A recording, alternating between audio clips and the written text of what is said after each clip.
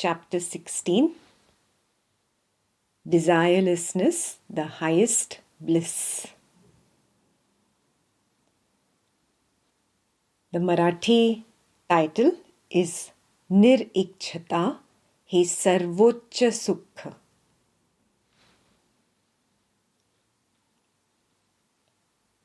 It's very important to understand the meaning of Iksha first, before even I trying to understand the meaning of Nirikchata.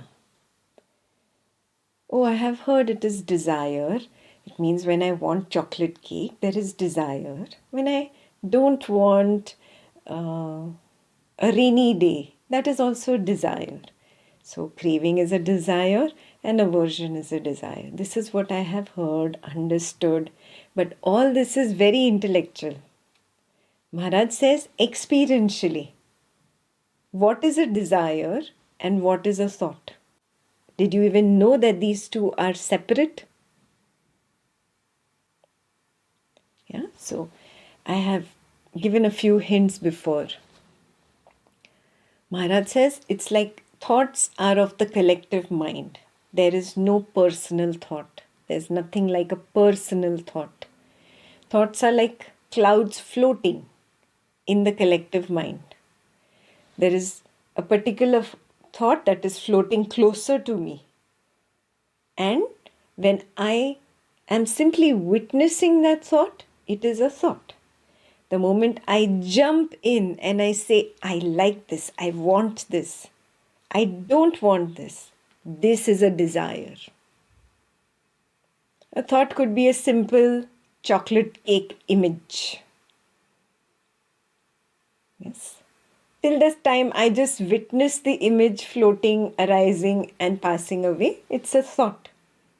The moment I lose my witnessing stand and I jump in and I say, I want this chocolate cake. The moment I've said, I want, I have moved from my witnessing position to the experiencer. I have become the experiencer. I'm no more the witness. Yes, I assume first that I am this body which has the thought of the chocolate cake. It is my thought. I have no proof for all this. All this is an assumption. Assumption number 1, I am the body. Assumption number 2, this is my thought. This body's thought. Yes. And then there is desire. I want this. This is called Iksha. Difference between vichar, thought, and Iksha, desire. Very clear? Yeah. So when Maharaj says Nirikchata, desirelessness, what does that mean? Means I maintain the witnessing stand. Let these thoughts which are floating around, let them float around, whatever it may be. Maybe a good thought, maybe an evil thought. None of my concern. I do not lose my witnessing stand. I do not jump in and say, my thought, I want this. Or I do not jump in and say, I don't want this. Both are desires, he says. Clear? So when I'm here, that is the state of nirikchita, desirelessness.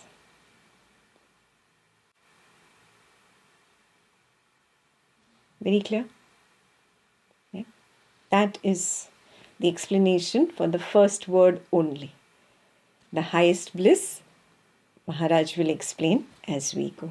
How it is blissful. And by now, by this explanation, it must be very clear to you. When I am here, I have got nothing to do with these floating thoughts. I have got nothing to do with this body which is being projected. I have got nothing to do with this world.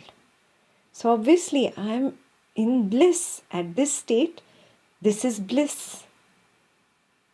Yeah. When do I lose this bliss? The moment I become the doer, the experiencer. Yes, The moment I become the person who wants something, the person who's acting, the moment I assume I am the person, that is the moment I lose my bliss. Very clear? Yes? So now we did in the previous chapter, the witness and the knower are one and the same.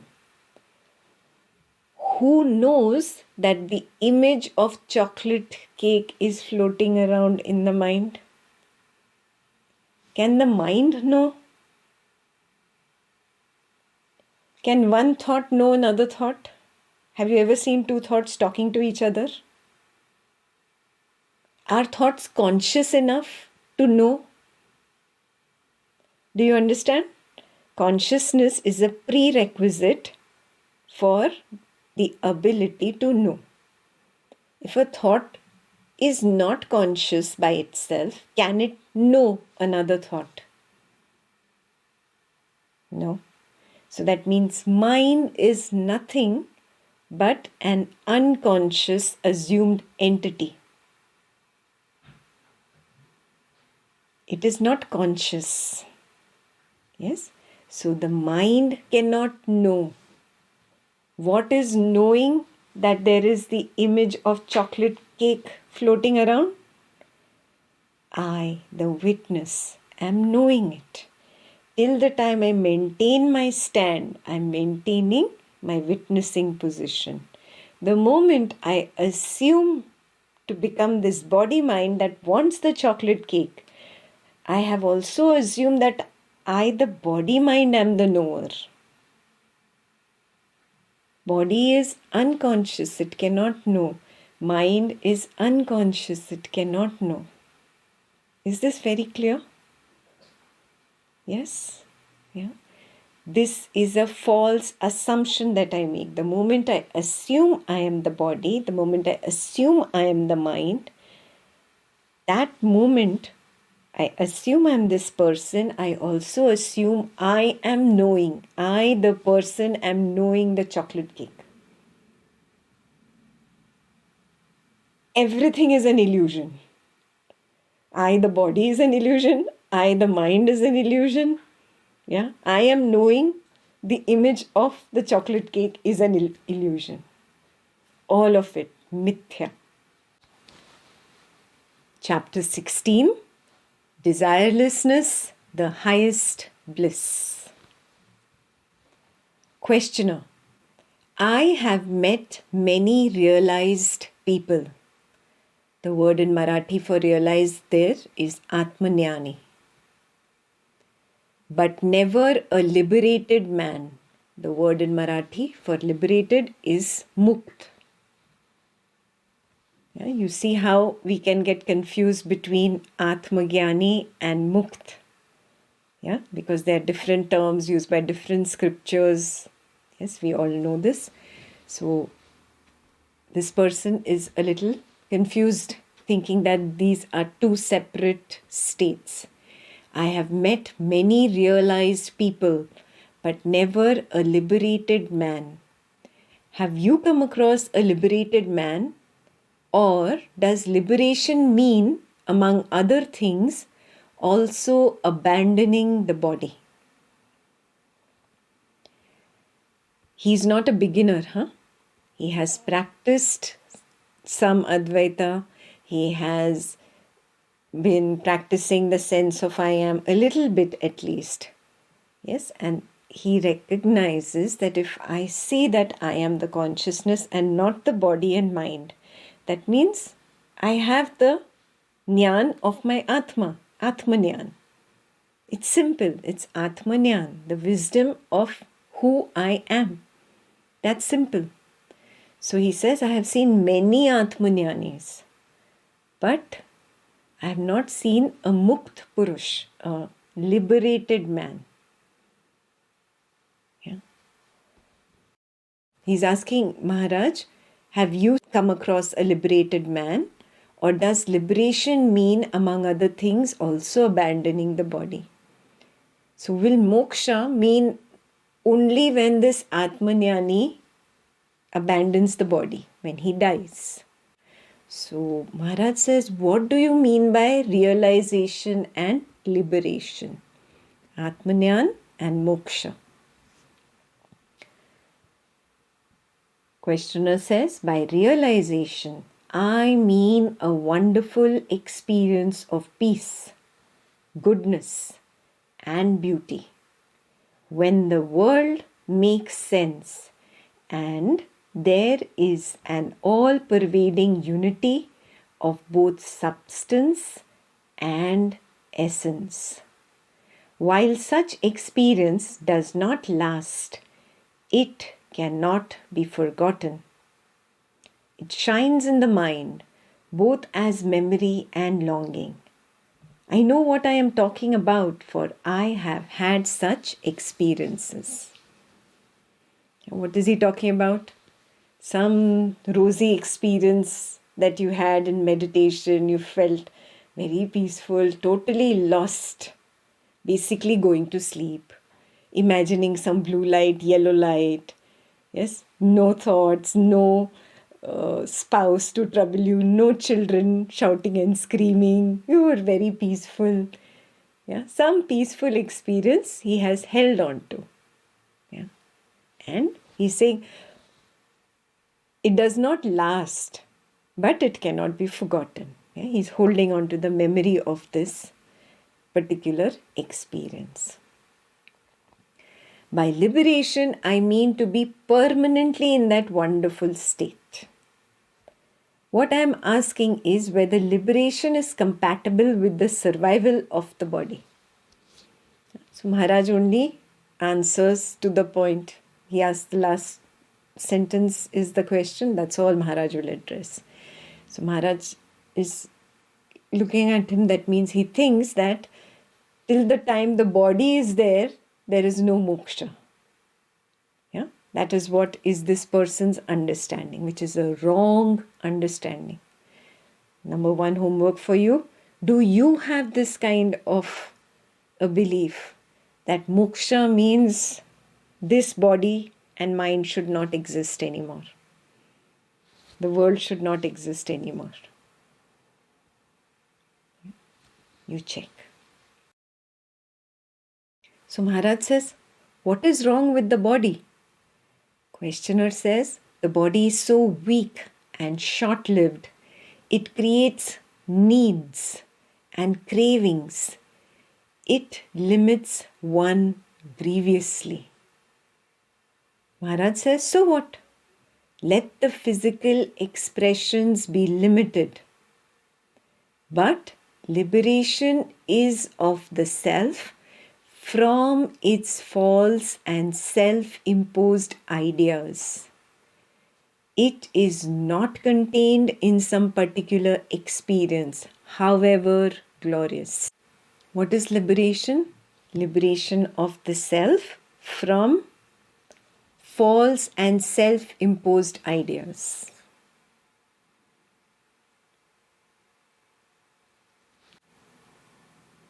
What is false and self-imposed idea?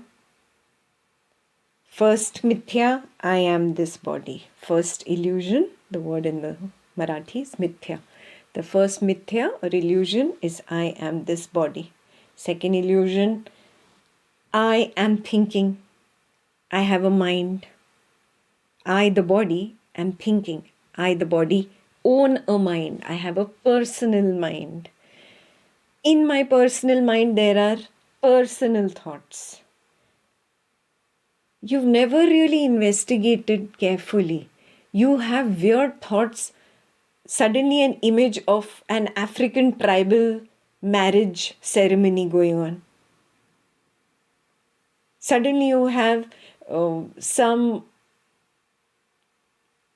political discussion around some roundtable conference in between countries going on.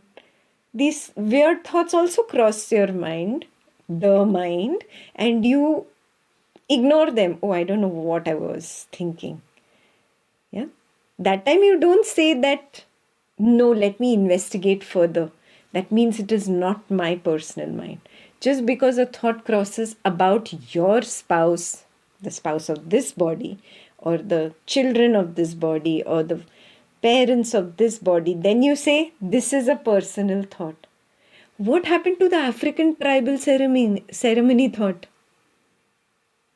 Oh, I don't know what is that. You see, this habit of brushing aside certain things and just holding on to some things. This is also a self-imposed habit pattern. Yeah, we work per our convenience. What is convenient, I adopt, I accept. What does not fall into my definition of convenience, I just brush it aside. I don't even look further into it.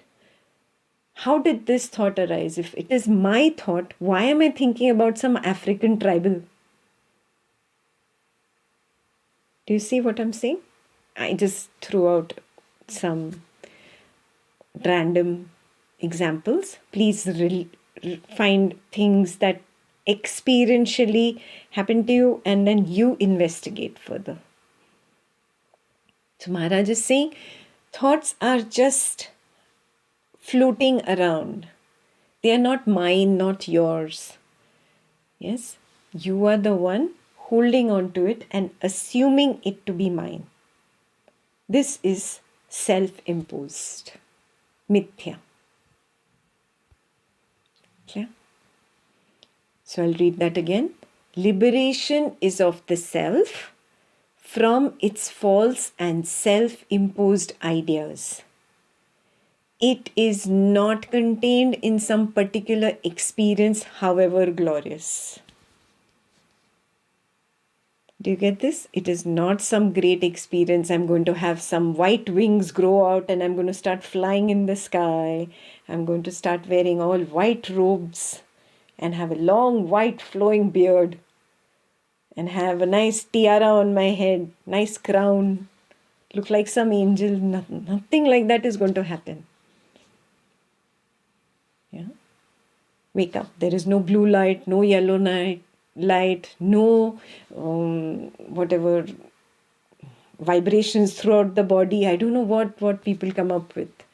Whatever ideas you've had of enlightenment, it is definitely not that.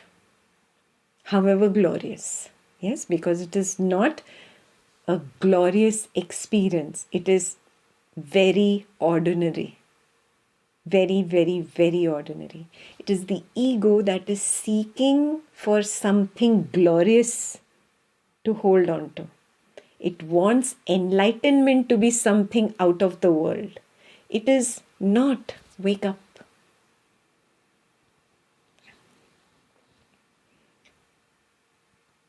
So the questioner asks about liberation, he's asking. Does it last forever? Maharaj says all experience is time bound. Whatever has a beginning must have an end. So questioner says, so liberation in my sense of the word does not exist. So Maharaj says, on the contrary, one is always free. You are both conscious and free to be conscious. Nobody can take this away from you. Do you ever know yourself as non-existing or unconscious? Ask yourself this question. Have you ever known yourself to be non-existing? Oh, I was not there.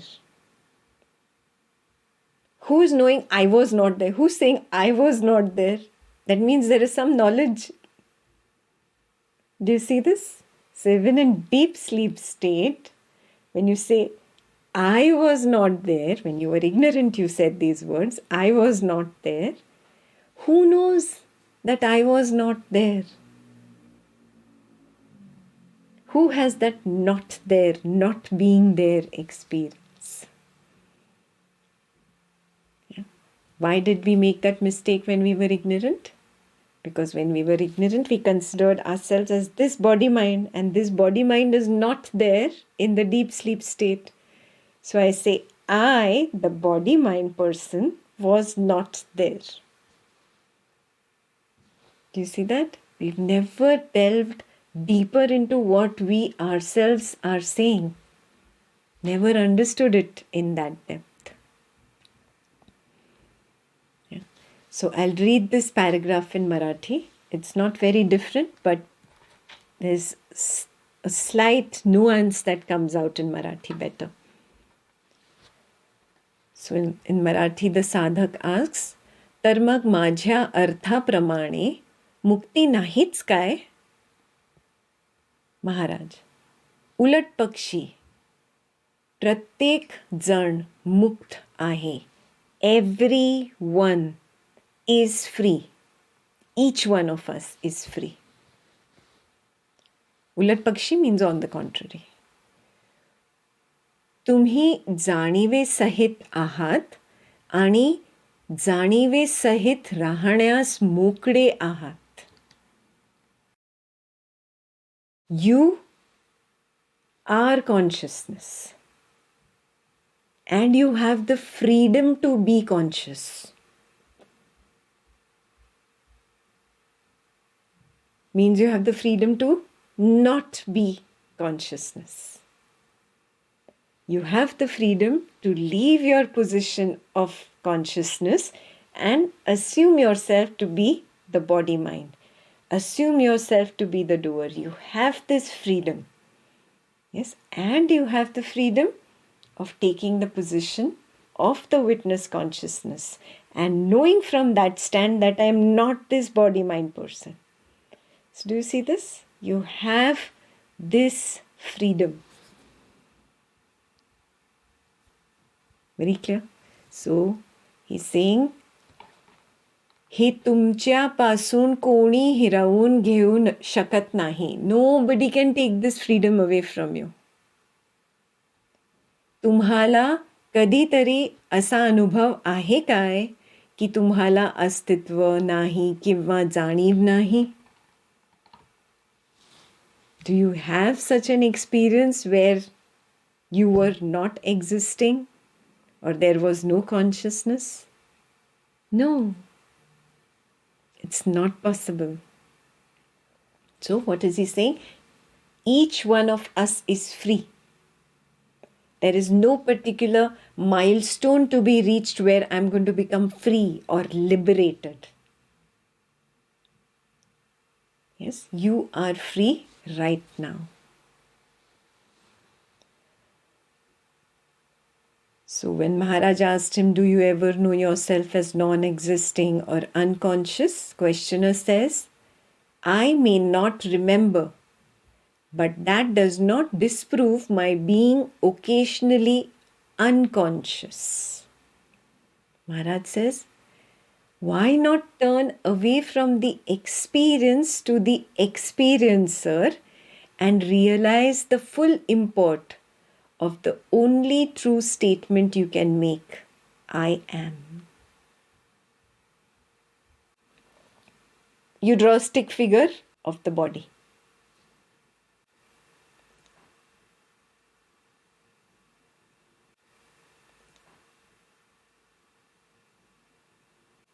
You have the strong belief, I am this body.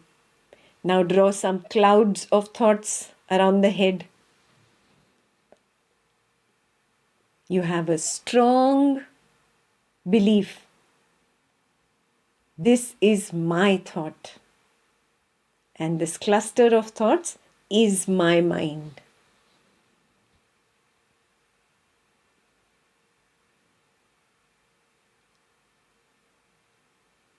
And beyond that is the background of your paper. Maybe it's white. Yes, label that as the witness consciousness. So where is the real I? Is it the body? Is it the mind? Or is it that white background? It's the white background. Yes, and you always have this sense of I am. That background is that sense of I am, which is always there with you. On this background of the sense of I am, you are experiencing the physical body and the thoughts floating around. So, who's the experiencer and what is the experience here?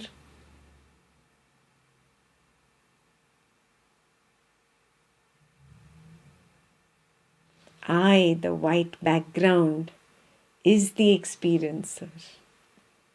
When I lose my position, I indulge in the body and the mind and the world. I become the experiencer. Yes? When I go back to the background, I drop this idea of being the experiencer, the doer. Yes? Then I just become the witness.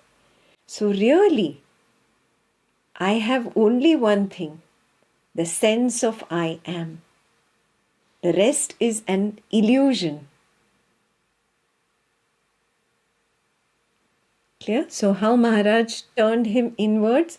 From the experience, go to the experiencer. Now, dissect this experiencer. What is this experiencer really? It is the I which left its position and assumed to be the one experiencing the body, the world, the thoughts, whatever is going on. Is this clear? An experiencer is a mixture of two. The I that is the witness consciousness, it has left its position and got mixed up with a thought, a feeling, an idea, an action with something and has become the experiencer. So Maharaj is saying, from the experience, turn towards this experiencer. And now look at the true import that you have in this. The only truth I have is the sense of I am. This part is false. That I am the experiencer and the doer is false. The truth is the sense of I am. Now hold on to that. Clear?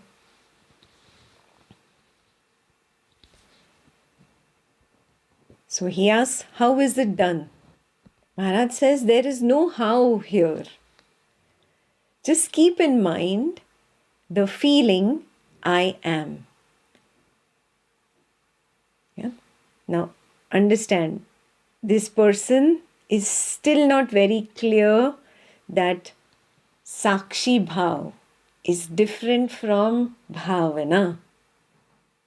Those who know Hindi, Marathi can sense the difference. Yes, that it's not a feeling. The sense of I am is different from the feeling. Any feeling of liking something, disliking something, of being angry, of being happy. These are feelings. Feeling is different from the sense of I am. Yeah, but this person is not there yet. So Maharaj sees very clearly that his bhav, the sense of I am, and bhavana are mixed. Yeah? So then Maharaj talks in that language. Yes. Also understand that he goes down to the level of the person who's asking the question and tries to take him one step up. Every answer of Maharaj is like that. So he says, there is no how here. Just keep in mind the feeling I am. Yeah, because he understands that feeling I am. So it says, merge in it. Then, till your mind and feeling become one. What is the meaning of mind and feeling becoming one? Every thought arises, plays for a while, and merges and dissolves back into consciousness. You know this? Have you seen this? Experientially recognized this? There is no thought that can be permanent. Nothing. Nada. Not possible. Yeah? Every thought arises, plays for a while, and disappears. Even the thought, oh, I am permanently stressed. Permanently, I am an angry person. Oh, I am permanently sad. There is no permanence there. Never ever possible. Yeah, this is also a thought. It's just an extrapolated thought. Really, even that sadness that came up, the anger that came up, yeah, whatever thought came up, played for a while and disappeared. Where does it disappear into? It merges into the background of consciousness, the sense of I am. Yes, so if you've not experimented, please take this down as homework for experimenting and verifying. Every thought disappears into the background of I am. Every feeling disappears into the background of I am. Yeah? Every perception, every sensation, all of this disappears into the background of I am. Yes. So now Maharaj gives him the technique. Your mind is there, which is coming up with some thoughts, and there is this feeling of I am. Yeah, now you wait till the mind merges and becomes one with this feeling, means the mind dissolves. There is no more mind, there is no more thought. By repeated attempts, you will stumble on the right balance of attention and affection, and your mind will be firmly established in the thought feeling I am. See, Maharaj is just using the words so that he understands. There is really no thought feeling I am. It is the sense of I am. Whatever you think, say, or do, this sense of immutable and affectionate being remains as the ever-present background of the mind. This background is always there. Yes, so recognize it. All thoughts arise and disappear into it. All feelings arise, disappear into it. So if one particular thought is nagging, is bugging you, what do? You use Maharaj's methodology. Recognize this thought disappears into this background. Again and again recognize. It might come up again because it's bugging you, its job that day is to bug you. It's doing its job well. You also do your job very well. Yeah, you've come back again, no problem. I know you will disappear. I just wait patiently and watch it dissolve. Again it comes back to bug you. Good, you're back. Yeah. Be happy. It's there to test me. Let's see who's stronger. And watch it dissolve, watch it dissolve, watch it dissolve. Finally, a stage will come where even when it comes up, it doesn't bug you anymore now. Your focus has shifted to that nothingness in which it is dissolving, the background into which it is dissolving. Yeah, now I give you an example of a thought. It could be a feeling that is arising. It could be some sensation, pain in the body that is arising. Maybe a perception, a sight is bothering you. Whatever it is, everything arises, plays, and dissolves. It disappears back into that background. So take this down as a methodology provided by Maharaj that I have to adopt in life. It is a practice. He uses the word practice. He says by repeated attempts. I'll read out the Marathi. There's something very beautiful there.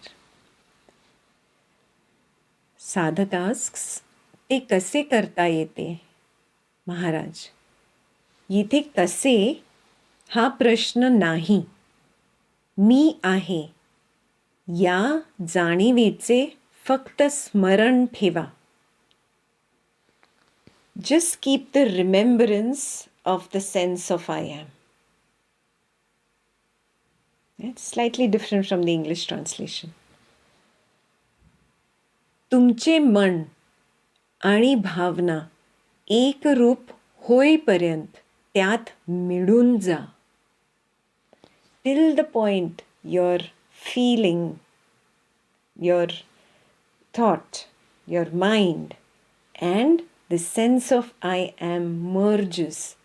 You just stay patiently. You become one with it. Or you'll wait for it to become one.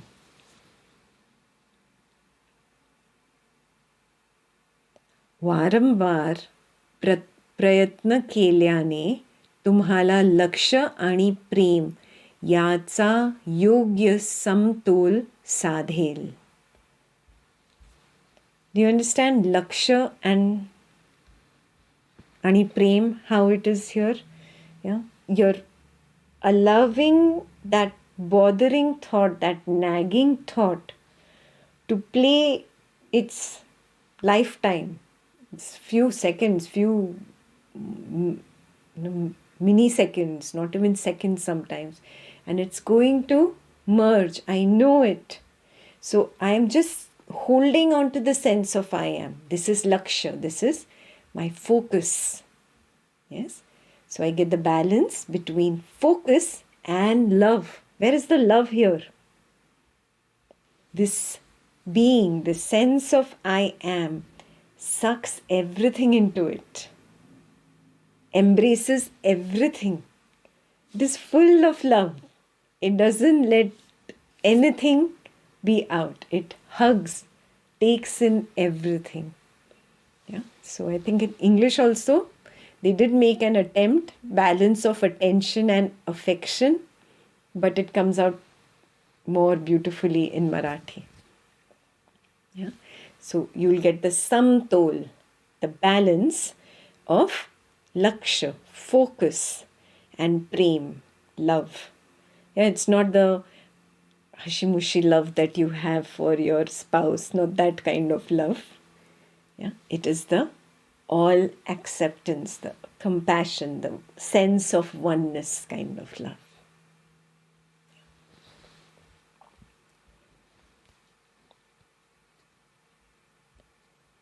आणि तुमचे मन मी आहे या विचार भावनेत चांगले स्थिर होईल. Once you attain this balance, you'll get established in the thought feeling, though it is not thought feeling, but vichar bhavanet, thought feeling, the I am, the sense of I am. In that you will get grounded, you'll get established. Very clear? The focus should be on the sense of I am and the all embracing, the oneness. There is no two here. Yeah, there is no separate mind. There is no separate world from me, the separate consciousness. There is no separateness. It is all one. In that sense, prem, love.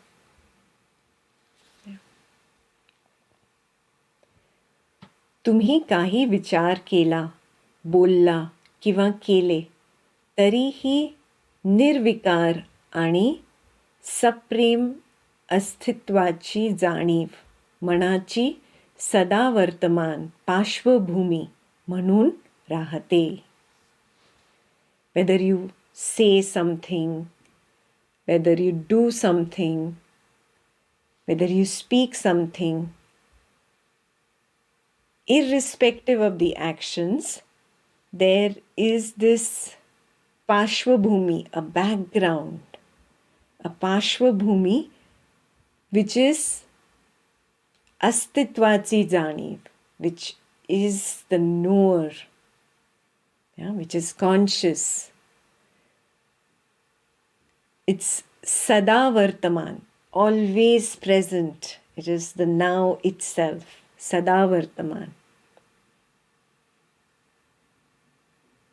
Supreme, full of love, not the hushy-mushy love, the oneness. Was this missing in English? It's there. Whatever you think, say, or do, the sense of immutable and affectionate being remains as the ever-present background of the mind. So far is clear? Yeah? The practice is clear? Focus and love. These two things are clear? Laksha and prem. Yeah? Okay. I quite didn't understand the right balance of focus and love. Love part, I understand the oneness, but the focus is what I didn't understand. Huh. Suppose there is something bothering Shalini. The children are not listening to Shalini. Okay? So the perception of the boys and their stubbornness, that's bothering. The speech is bothering. Yeah? Perception of sight and sound is bothering. They're not listening to Shalini. Yeah? Usually what Shalini, the mom does, jumps into it and allows herself to get involved in the drama. Yeah? Maharaj says, watch this perception. Instead of jumping in, you always jump in. For a change, watch this perception of sight and sound that is bothering. Yeah? You don't take the stand of Shalini, the mother, that is the person. Take the stand of the witness and watch this perception. This perception plays for a while. Finally, the boys do get tired of the shouting and running around and not listening to Shalini. The perception has to die down. The sight and sound finally dies down and merges into the sense of I am. The thoughts associated with all that were bothering Shalini, instead of reacting to that, stay afar. I've got nothing to do with it. And watch it die down. Yes. The feelings that were arising, they don't listen to me, they are disrespectful, blah, blah, blah, whatever feelings were coming up, all those negative feelings, watch them dissolve into the sense of I am. How is this possible? If the focus is not on the perception, thought and feeling, if the focus is inward turned. You see what I'm saying? Laksha, focus, is inward turned on the background, the sense of I am. I'm waiting for the perception to dissolve. I'm waiting for this thought to dissolve. I'm waiting for this feeling to dissolve. So the focus cannot be on the thought or the feeling or the perception, because that is what is bothering you. The focus has to change and turn towards the background, the sense of I am. Now this is a practice. Please do it in some simple situations to begin with. Not where you have to take an action. Your boss is telling you to take an action and you're just standing there like a statue not taking an action. No, Ekta did not say that. Where you're supposed to take an action, please take an action. But attempt these things at home, in simple surroundings, where there is no need for you to react and take any action. Even if you just stay silent, the situation can calm down. Sometimes silence is the better answer than any kind of response. In those situations only, please practice this. Very clear? Focus.